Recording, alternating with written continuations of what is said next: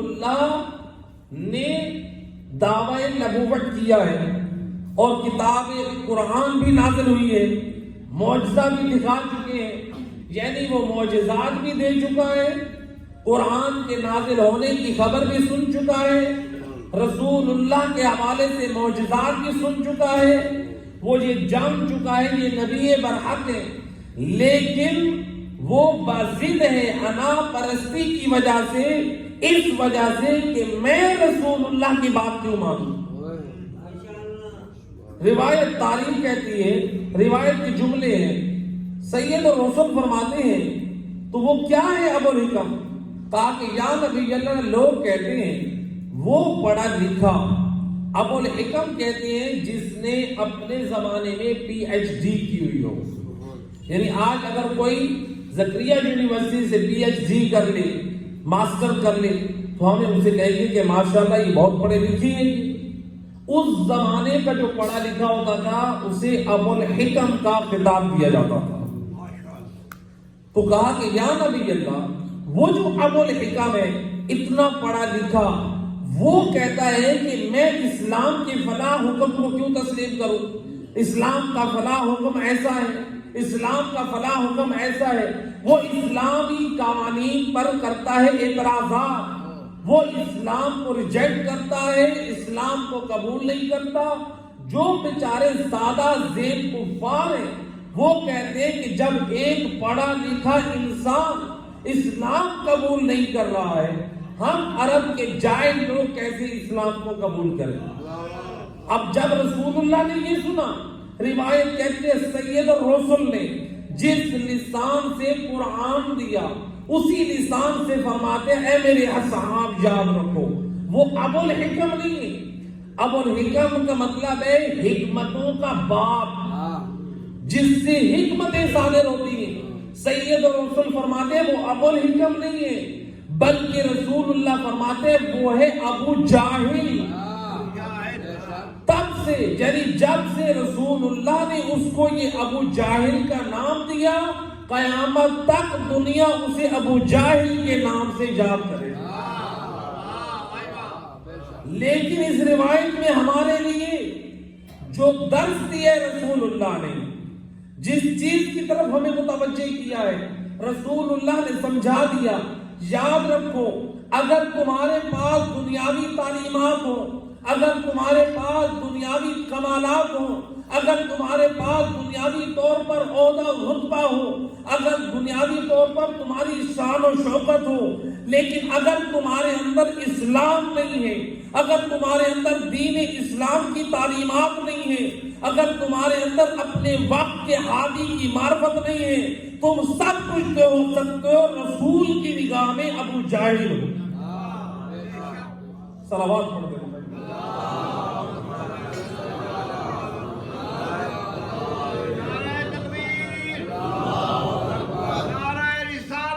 یا رسول اللہ، یا حیدری، اللہم صلی اللہ۔ تو معرفت نام یہ نہیں ہے کہ ہم کہیں کہ ہم اپنے وقت کے امام کو جانتے ہیں، بلکہ معرفت نام ہے امام کو جب جانا ہے تو ان کی پیروی کرے، امام کو جب جانا ہے تو جب انہیں مانا ہے تو ان کی مانے۔ یہ نہیں ہے معرفت کہ ہم نے ان کو مان لیا ہے، ہم نے ان کی ماننی نہیں ہے۔ میں ایک مثال دیا کرتا ہوں کہ مثال کے طور پہ ہمارے گھروں میں ہمارا بچہ ہے، وہ کہے کہ میں اپنے باپ کو مانتا ہوں، بڑی شان اور عظمت والے ہیں، باپ کو تو مانے لیکن وہ باپ کی نہ مانے، کیا وہ باپ کی نگاہ میں شریف ہوگا؟ اہل علاقہ جان جائے کیا ان کی نگاہ میں شریف ہوگا؟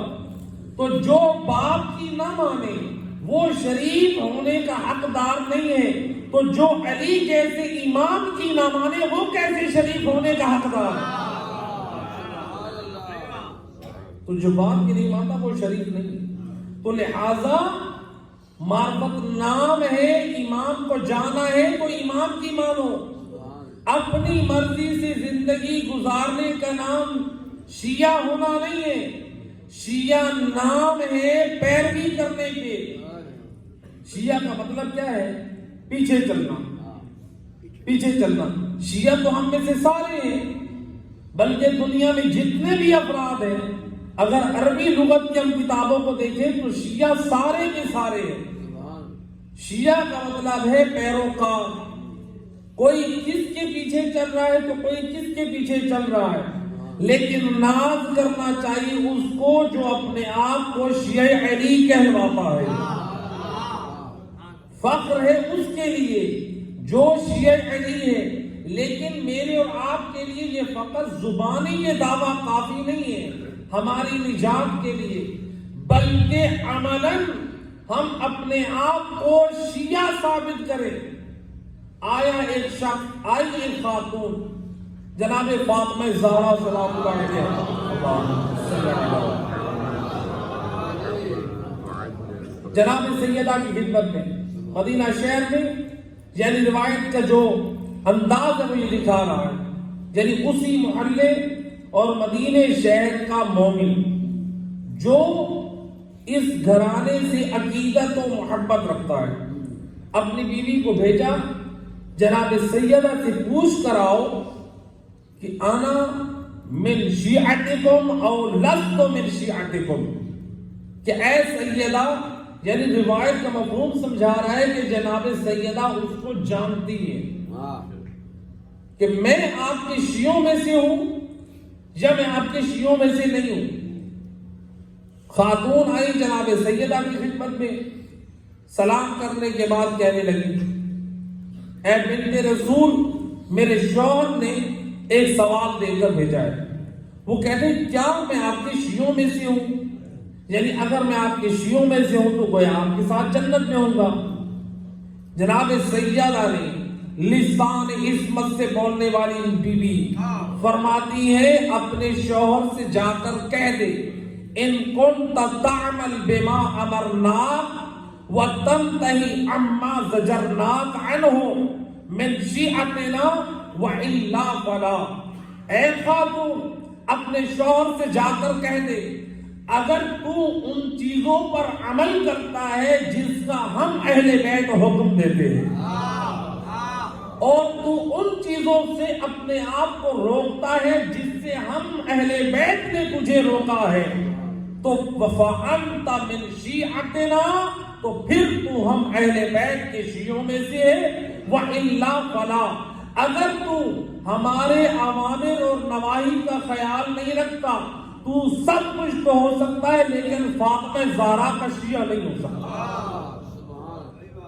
یہ جناب سیدہ نے جواب دیا، یعنی سیدہ نے یہ مشکل حل کر دی۔ لاکھ کوئی اپنی زبان سے یہ دعویٰ کرتا رہے کہ میں آل محمد کا بڑا حقدار ہوں، میں آل محمد کا بڑا شیعہ ہوں، جناب سیدہ فرماتی ہے تیرا دعویٰ اپنے مقام پر ہے، اپنے کردار سے ثابت کر کے بتا کہ تو شیعہ اہل بیت ہے۔ کردار سے ثابت کر، زبانی دعووں سے ثابت نہیں ہوتا۔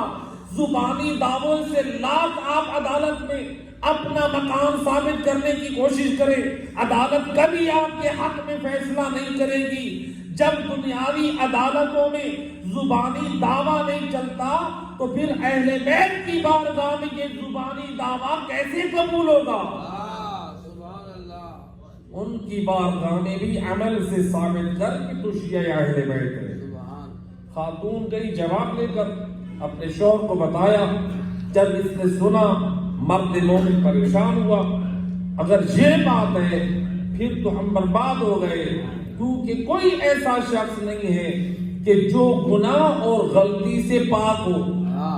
پھر تو میرے لیے، یہ کہنے لگا خود سے، پھر تو میرے لیے دائمی جہنم ہے، اور جو شیعیان اہل بیت ہیں ان کے لیے دائمی جہنم ہے، کیونکہ یہ کسی کے لیے ممکن نہیں ہے وہ اپنے آپ کو گناہ اور غلطی سے دور رکھ سکے۔ یہ کہہ بھی رہا ہے اور اپنی بیوی کو بتا بھی رہا ہے۔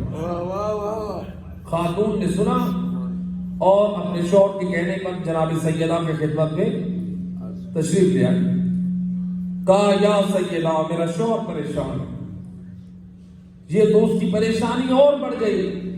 وہ کہتا ہے اگر ایسا ہے پھر تو آپ کے شیعہ، آپ کے چاہنے والے جہنم میں جائیں گے. جناب سیدہ نے جب یہ سنا فرماتی ہے کہ اے مومنہ، اے کلیز خدا، تیرے شوہر نے میری بات کو سمجھا نہیں ہے. ایسا ہرگز نہیں ہے. جو ہمارے شیعہ ہیں وہ جنت کے اعلیٰ مقامات پر ہیں، لیکن یاد رکھ جو ہمارے محب ہیں، جو ہمارے موالی ہیں، ہم سے محبت کرتے ہیں، ہم سے، ہمارے دشمنوں سے نفرت کرتے ہیں، لیکن اوامر اور نواہی کی کوشش کرتے ہیں، کہا وہ ہمارے ہیں محب، لیکن ان کی بدعمالیاں، ان کے گناہوں کی وجہ سے پروردگار وقت موت ان کے ساتھ سختی سے پیش آئے گا. اور اگر ان کے گناہ رہ گئے تو پھر جناب سیدہ فرماتی ہے پھر قبر میں برزخ میں ان کو عذاب دیا جائے گا. اگر بالفرض ان کے گناہ اور رہ گئے، جناب سیدہ فرماتی ہے، یہ روایت کے جملے ہیں، علامہ مجلسی نے بحار الانوار میں اس روایت کو نقل کیا ہے، تاکہ اگر گناہ مزید رہ گئے تو پھر یعنی گناہ کبیرہ، تو پروردگار جہنم سے گزار کے ان کے عذاب دے کر اس سزا کو پورا کر کے بالآخر حب اہل بیت کی وجہ سے انہیں جنت میں داخل کر دیا.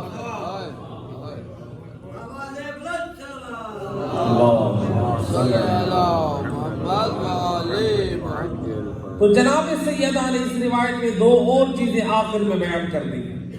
کہا کہ یاد رکھو جو ہمارے محب اور موالی ہیں، جنت تو ان کے لیے ہے، لیکن وہ یہ غفلت نہ کرے، کوئی محبت کی وجہ سے اپنے آپ کو بے نیاز نہ سمجھ لے عمل سے، کوئی محبت کی وجہ سے اپنے آپ کو تکلیف شرعی سے آزاد نہ سمجھ لے، بلکہ روایت ہے امام علی ابن ابی طالب علیہ السلام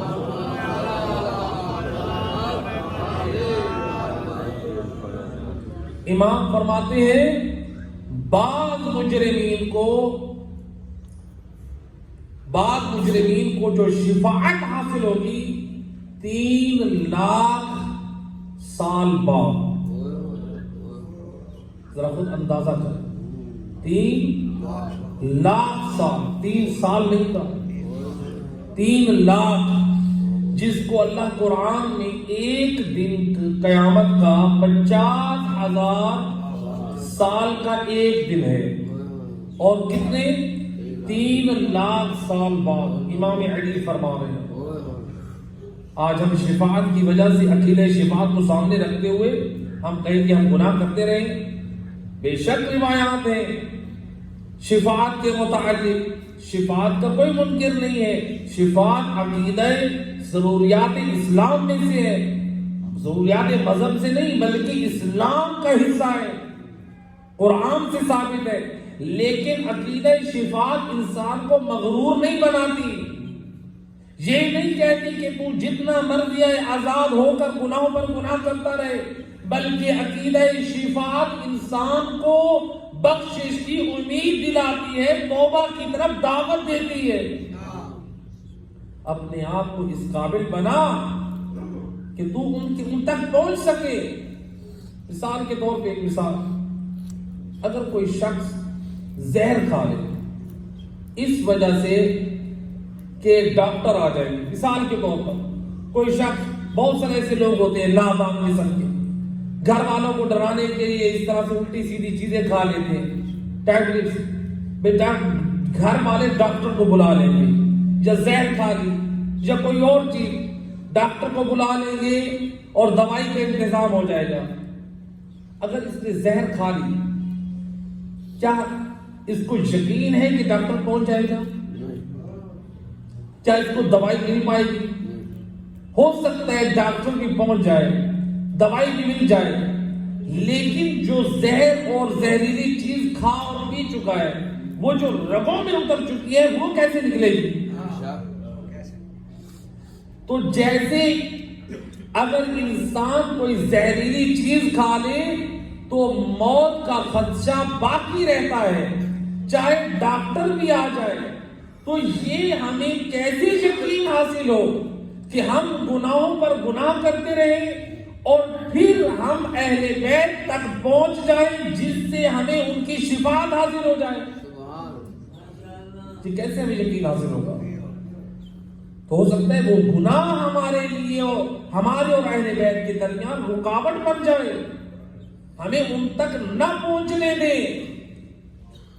تو لہذا شفاعت کے عقیدے سے کوئی اپنے آپ کو بے نیاز نہ کر دے اہل بیت سے۔ عقیدہ شفاعت انسان کے اندر بخشش اور اللہ کی رحمت کی امید لے کر آتی ہے، انسان کو توبہ کی طرف دعوت دیتی ہے، نہ کہ انسان کو غرور بنانے آئی ہے۔ اہل بیت کے اتحاد سیرت جناب سیدہ کو دیکھیں، وہ کس رتبے پہ فائز ہیں، تب بھی اللہ کی بارگاہ میں ملتا ہے کہ جناب فاطمہ زہرا جب عبادت الہی میں کھڑی ہوتی تو آپ کی سانس ایسے پھول جاتی، کب کبھی ایسے طاری ہوتی کہ جیسے ابھی جناب سیدہ کی روح پرواز ہوتی ہے۔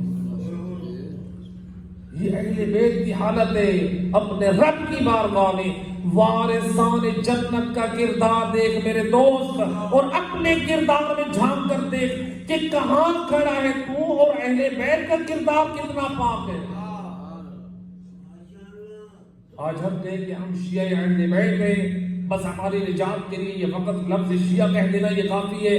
نہ میرے دوست، روایت کہتی ہے کہ ہمارے ائمہ معصومین کے، دو معصومین کے، پانچویں اور چھٹے امام کے ایک صحابی تھے محمد بن مسلم۔ یہ اتنے جلیل القدر اور عظیم صحابی تھے کہ امام ان کے بارے میں فرماتے ہیں۔ کون سے امام؟ امام جعفر صادق علیہ السلام۔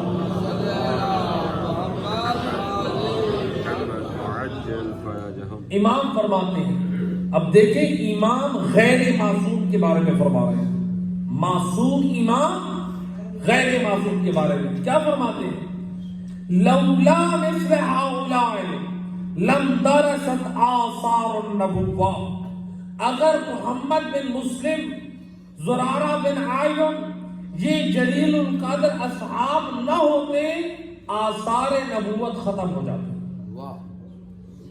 اب دیکھیں امام معصوم غیر معصوم کے بارے میں کہیں، یعنی محمد بن مسلم اپنے زمانے کے ایک بہت بڑے فقیہ تھے، دو اماموں کے شاگرد تھے، اس لیے علماء آج جو فتاویٰ دیتے ہیں، آپ کے پاس جو رسالہ عملیہ توضیح المسائل ہے، یہ ان بزرگان دین نے جو اہل بیت سے روایتیں نقل کی تھی، ان روایات سے آج آیت اللہ سستانی استفادہ کر کے فتویٰ نقل کرتے اور آپ کی خدمت میں پیش کرتے۔ یہ محمد بن مسلم کتنا بڑا رتبہ ہے، جن کی تعظیم کے لیے خود امام معصوم کھڑے ہو جائے۔ یہ محمد بن مسلم، یہ دو امام، پانچویں اور چھٹے امام، ان کی اتنی تعریف کرتے ہیں، اتنی تعظیم کرتے ہیں غیر معصوم۔ کیوں؟ اس لیے کہ یہ دین خدا کے محافظ بنے ہوئے ہیں۔ لیکن جب ان کو کوفہ میں کسی وجہ سے قاضی کے سامنے پیش ہوئے، کسی نے کہا کہ یہ جعفری ہے اور یہ فاطمی ہے۔ یہ کیا ہے؟ جعفری ہے، یہ فاطمی ہے۔ ہم تو اپنے ساتھ جعفری لکھواتے ہیں، ہم تو اپنے ساتھ فاطمی بھی لکھواتے ہیں، ہم اپنے ساتھ حسینی بھی لکھواتے ہیں، لکھوائیں، اسلام منع نہیں کرتا ہے۔ لیکن ذرا غور کر کے کچھ بزرگان دین کیا تجھے اور مجھے سمجھا رہے ہیں، کیا ذمہ داری کی طرف متوجہ کر رہے ہیں۔ جب یہ قاضی کے سامنے پیش ہوئے اور کسی نے کہا یہ فاطمی اور جعفری ہے، روایت کہتی ہے محمد بن مسلم، یہ جلیل القدر ہستی، جب سنتا ہے کہ مجھے کہنے والا فاطمی کہہ رہا ہے، ایک مرتبہ پھوٹ پھوٹ کر آنسو نکالنے لگے اپنی آنکھوں سے، رو رہے ہیں۔ کیوں رو رہے ہیں؟ ابھی تو آپ کا کوئی جرم ثابت نہیں ہوئے، فقط آپ کا نام لیا گیا ہے. کہا میں رو اس لیے رہا ہوں میری نسبت دی ہے رسول اللہ کی بیٹی کی طرف, میری نسبت دی ہے امام صادق کی طرف.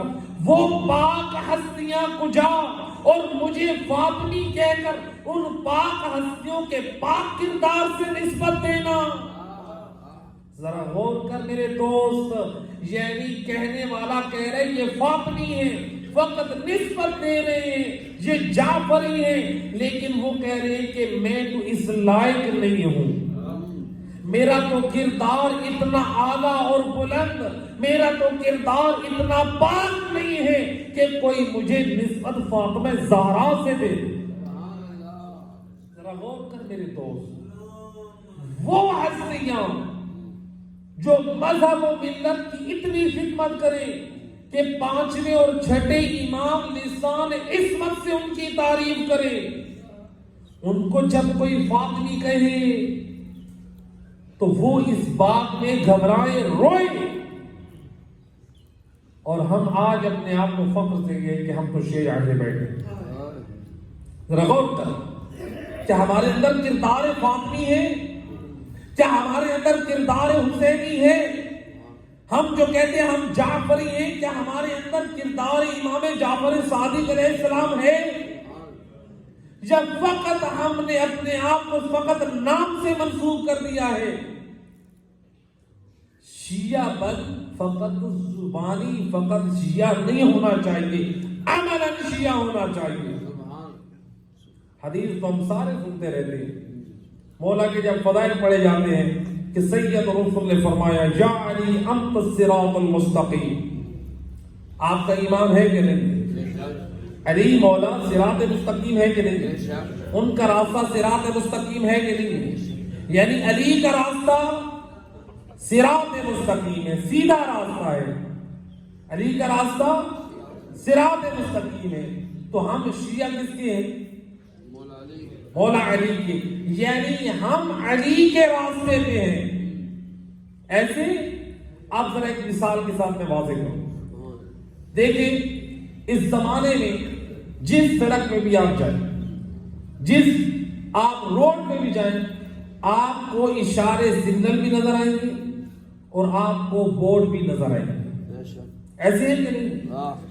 آپ جانا چاہتے ہیں, مثال کے طور پہ آپ اپنے قریب ملتان کے خانے وال جانا چاہتے ہیں, راستے میں کتنے اشارے موجود ہیں, راستے میں کتنے بورڈ موجود ہیں. اگر آپ ان اشاروں اور بورڈوں کا خیال نہ کریں, اشاروں کو توڑتے جائیں, تو یا تو آپ خود ہلاک ہوں گے اور راستے میں نہ جانے کتنے لوگوں کو ہلاک کریں گے. اور اگر ان بورڈوں کی رہنمائی حاصل کرتے ہوئے نہیں جائیں گے, ہو سکتا ہے کہ آپ خانے وال کی بجائے آپ کبیر والا کی طرف چلے جائیں, ہو سکتا ہے کہ آپ خانے وال سے آگے نکل جائیں. تو اس کا مطلب یہ ہے کہ راستہ تو خانے وال تک کا اپنے طور پہ واضح ہے, لیکن جو راستہ طے کرنے والا شخص ہے اس کی ذمہ داری بنتی ہے اشاروں اور بورڈ سے ہدایات لیتا جائے. اے میرے دوست, جب نبی نے فرمایا علی کا راستہ صراط مستقیم ہے اور ہم اپنے آپ کو کہہ رہے ہیں ہم ہیں شیعیان علی, تو پھر علی کے راستے پہ ایسے چل جس اشارے پہ علی روک دے رک جا,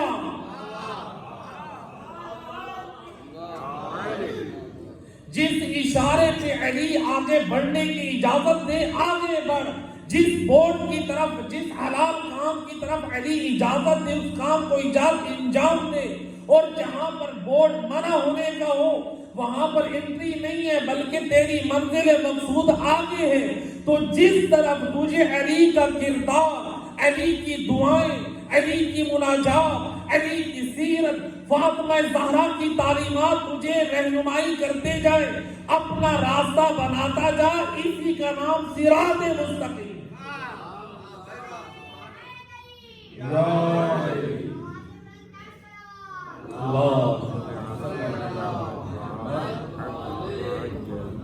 اپنی مرضی سے نا جی, اپنی مرضی سے زندگی گزارنے کا نام ولایت نہیں ہے. میں کہوں کہ اپنی مرضی سے زندگی کا نام ولایت ہے. آج ولایت کسے کہتے ہیں؟ اللہ نے باپ کو ولی بنایا ہے. گھر میں باپ ولی ہے. کس کے لیے؟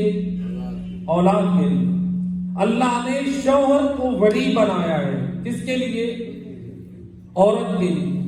یہ اور بات ہے. آپ بعض گھروں میں عورت ولی بن گئی، عورتوں کی چلتی ہے، مرد بیچارے کو ماننا پڑتا ہے. اللہ نے مرد کو ولی بنایا ہے، عورت کا ہو یا اولاد کا ہو. اب اگر عورت اپنے شوہر کے واجب عمل کی مخالفت کرے تو ولی کی مخالفت کرے. اسی طرح سے اولاد اپنے ولی کی نافرمانی کرے تو ولی ہے، تو لہذا یہ اپنے والد کی نافرمانی کرے تو یہ بھی شریف نہیں ہے. وہ اپنے شوہر کی نافرمانی کرے تو وہ بھی. تو لہذا جب باپ کی ولایت اتنی عظیم ہے تو اگر باپ اپنی اولاد کی نافرمانی کو پسند نہیں کرتا تو پھر بتائیں جس اللہ نے علی کو ہم پر ولی بنایا ہو، اگر ہم علی کی ولایت کو چھوڑ کر اس کی نافرمانی کریں تو پھر اللہ کی نافرمانی کیسے پسند کریں؟ تو ولایت نام اپنی مرضی سے زندگی گزارنے کا نام نہیں ہے.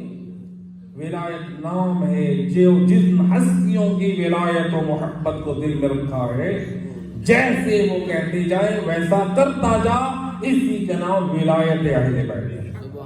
ایک صلوات پڑھ لیں.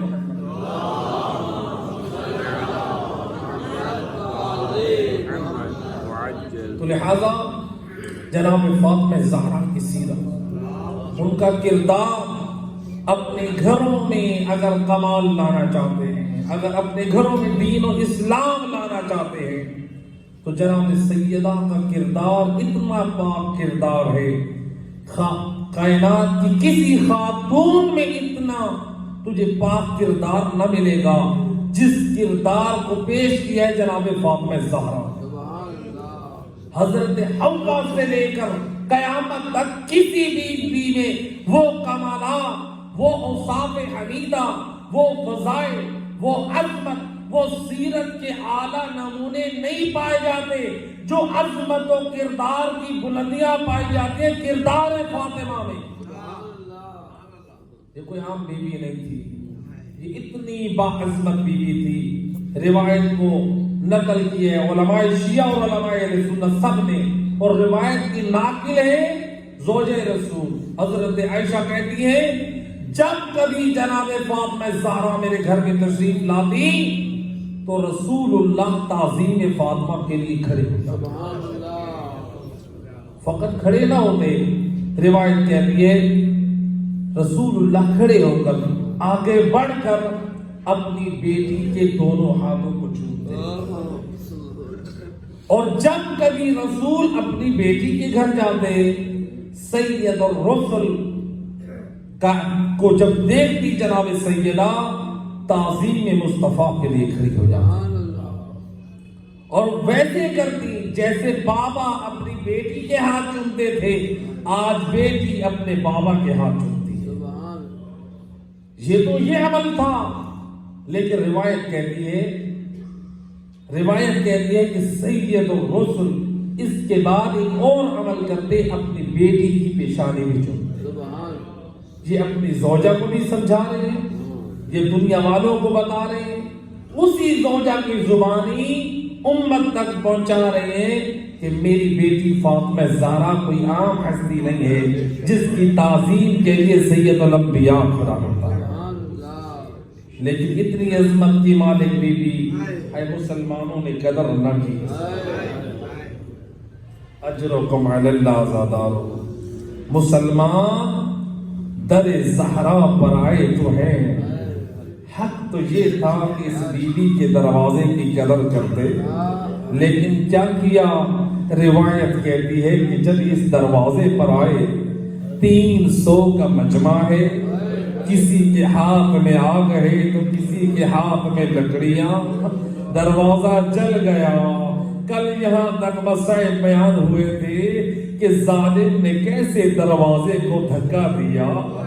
ایک پڑھنے والا، ایک مصائب خان، ایک عالم نے نقل کیا ہے کہ ایک مصائب خان تھا، اس کے خواب میں امام حسن مجتبی علیہ السلام تشریف لائے.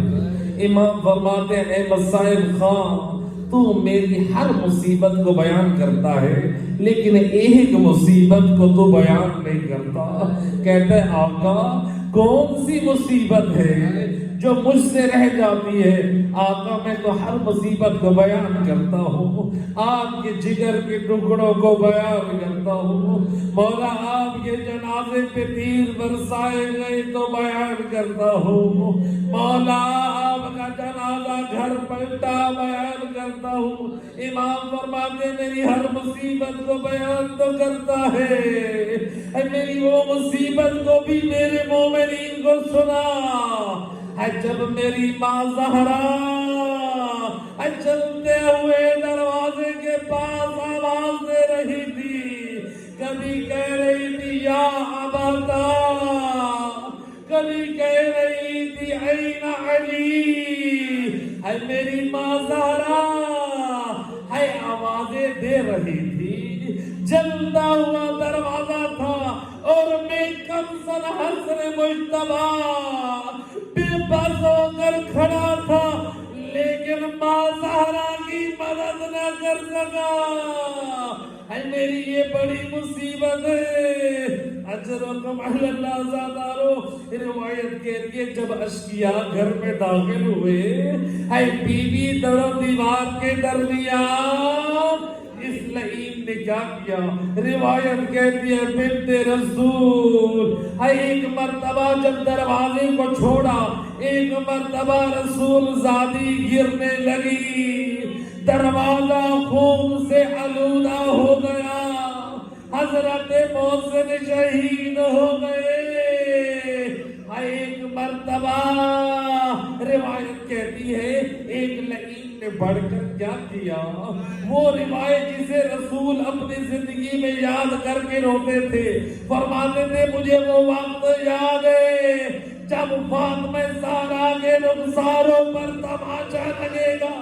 روایت کہتی ہے یہ شکی خود لکھتا ہے جب میں صحن فاطمہ میں داخل ہوا، لَدَمَ عَلَىٰ خَدَّيْهَا حَتَّىٰ قَطَعَتْ كِرْتَيْهَا.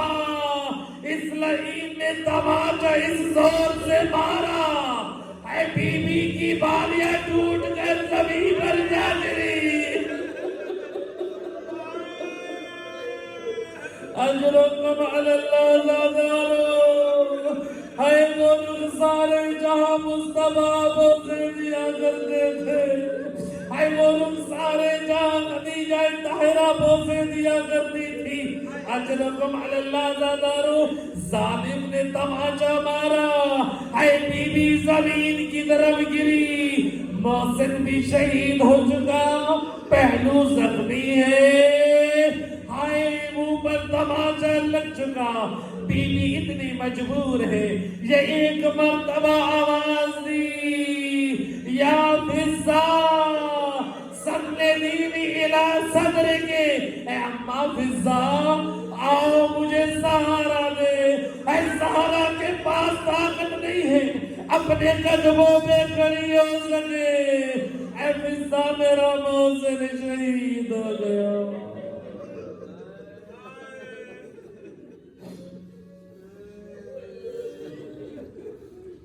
ألا لعنة الله على القوم الظالمين وسيعلم الذين